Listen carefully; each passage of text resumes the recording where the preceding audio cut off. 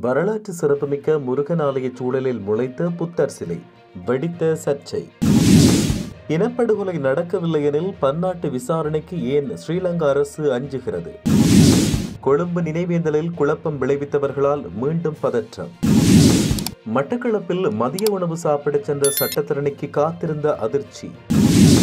சிந்துஜாவின் இறப்புக்கு நீதி கிடைக்கவில்லை, தாயார் விடுத்துள்ள கோரிக்கை. திருகோணமலையில் கோர விபத்து, இருவர் வைத்தியசாலையில் அனுமதி.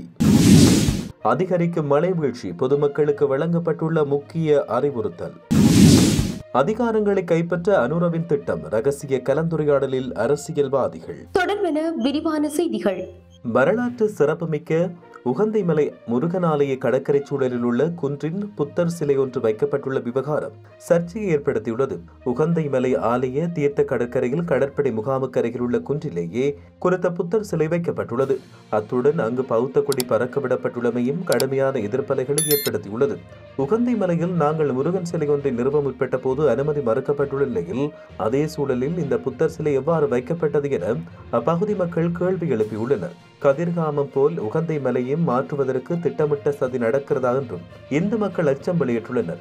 இலங்கையில் புகழ்பெற்ற இந்து கோயில்களில் ஒன்றான உகந்தை மலை வேலாயுத சுவாமி கோயில் குன்றில் முளைத்துள்ள சிலை பௌத்த ஆக்கிரமிப்பின் மற்றொரு அங்கம் என மக்கள் விசனம் வெளியிட்டுள்ளனர். இலங்கையில் இன அழிப்பு என்ற சொற்களை பயன்படுத்தினால் சட்ட நடவடிக்கை எடுக்கப்படும் என வெளிவிவகார அமைச்சர் விஜிதகிர தெரிவித்திருப்பது என்பது பல்வேறு செய்திகளை சொல்லுகின்ற விடயமாகும். முதலில் இலங்கையில் நடந்தது இனப்படுகொலை என்றும் அதை மூடி மறைக்க இப்படி சட்டம் பாயும் என்கிற அரசின் ஒப்புதல் வாக்கு மூலமாக அமைகின்ற அதேவேளை இலங்கையில் தமிழர்கள் தமக்கு நடக்கும் ஒடுக்குமுறைகளை கூட பேச முடியாத மிகப்பெரிய அடக்குமுறையில் வாழ்கின்றார்கள் என்பதையும் எப்படியான இன அழிப்புக்குள் வாழ்கிறார்கள் என்பதையும் அமைச்சர் விஜிதகிரத்தின் இந்த நிலைப்பாடு தெளிவுபடுத்தியுள்ளது. அத்துடன் ராஜபக்சர்களை விஞ்சியவர்களாக ஜேவிபியினர் செயற்படுகின்றார்கள் என்பதையும் இந்த நிலைப்பாடும் கருத்தும் திட்ட தெளிவாக காட்டுகிறது. விஜிதகிர தன்னுடைய கருத்தின் மூலம் கோட்டாபய ராஜபக்சவின் பாதையில் பயணிக்கிறார் என மனித உரிமை செயற்பாட்டாளர் மரிஷா டிஎஸ் விஜிதகிரத் முள்ளிவாய்க்காலில் இனப்படுகொலை இடம்பெறுகிறது என்பதை கடுமையாக மறுப்பதுடன் கோட்டாபய தெரிவித்த எங்கள் படையினர் மனிதாபிமான யுத்தத்திலேயே ஈடுபட்டார்கள், சிறுவர்களையும் முதிய பெண்களையும் நீரேறி ஊடாக சுமந்து சென்றார்கள், பொதுமக்கள் எவரும் கொல்லப்படவில்லை என்பதை பின்பற்றுகிறது என குறிப்பிட்டார். அத்துடன் ராஜபக்சவை தூண்டியமைக்காகவும் இறுதி யுத்தத்தில் கடும் ஆர்ட்டிலரி தாக்குதல்களை மேற்கொண்டு முடித்து விடுமாறு தூண்டியமைக்காகவும் தமிழர்களின் கால்களில் விழுந்து தங்களை மன்னிக்குமாறு கோருவதற்கு பதில் இனப்படுகொலை இடம்பெற்றதை ஏற்றுக்கொள்ள மறுக்கும் தேசிய மக்கள் சக்தி பொதுமக்கள் கொல்லப்படவில்லை என கண்மூடித்தனமாக மறுக்கிறது என்றும் மனித உரிமையின் செயற்பாட்டாளர் மரிஷா டிஎஸ் கூறியுள்ளார். கொழும்பு வெள்ளவத்தை பகுதியில் இடம்பெற்ற தமிழின அழிப்பின் 16வது ஆண்டு நினைவேந்தலின் போது குழப்பம் விளைவித்த சிங்களராவை அமைப்பால் மீண்டும் பதற்ற நிலை ஏற்பட்டுள்ளது. குறித்த அமைப்பினர் நேற்று நீர்கொழும்பில் உள்ள தேசிய கடல் தொழில் ஒத்துழைப்பு இயக்க அமைப்புக்கு முன்பாக போராட்டம் ஒன்றை முன்னெடுத்தனர். இதன் பொழுது தமிழீழ விடுதலை புலிகளுக்கு இனி இடமில்லை என சிங்களராவை அமைப்பை சேர்ந்தவர்கள் தெரிவித்தனர். இதனால் அந்த பகுதியில் குழப்ப நிலை ஏற்பட்டதோடு போலீஸ் பாதுகாப்பும் பலப்படுத்தப்பட்டிருந்தமை குறிப்பிடத்தக்கது. மட்டக்களப்பு நகரில் சாப்பாட்டு கடையொன்றில் வாங்கிய மதிய உணவான சோற்று பாசலில் புழு உள்ளதைக் கண்டு சட்டத்தரணி ஒருவர் சுகாதார அதிகாரிகளுக்கு முறைப்பாடு செய்தார். இதையடுத்து உடனடியாக குறித்த கடையை நேற்று சோதனையிட்டு அங்கு மனித பாவனைக்கு உதவாத உணவு தயாரிக்கும் பொருட்களை மீட்டதோடு குறித்த கடை உரிமையாளருக்கு எதிராக நீதிமன்றத்தில் வழக்கு பதிவு செய்ய உள்ளதாக பொது சுகாதார பரிசோதகர் தெரிவித்தனர்.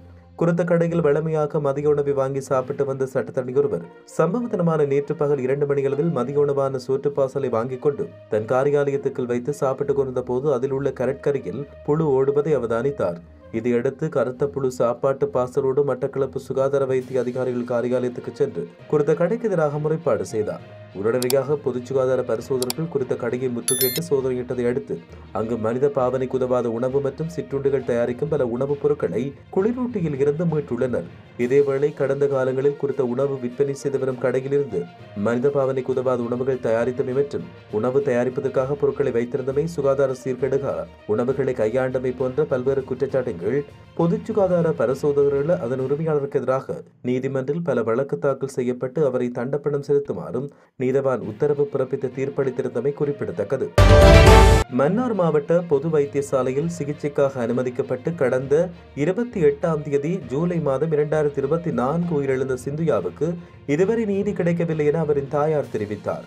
குறித்த வைத்தியசாலையில் குழந்தை பெற்று பின்னர் இரத்தப்போக்கு காரணமாக சிகிச்சை பெற்று வந்த சிந்துயா வைத்தியர் ஊழியர்களின் அசமந்த போக்கு காரணமாக உயிரிழந்ததாக குற்றம் சாட்டப்பட்டது. அதையடுத்து மன்னார் நீதிமன்றத்தில் வழக்கு பதிவு செய்யப்பட்டு இதுவரை 4 வழக்குகள் நடைபெற்று முடிந்துள்ளன.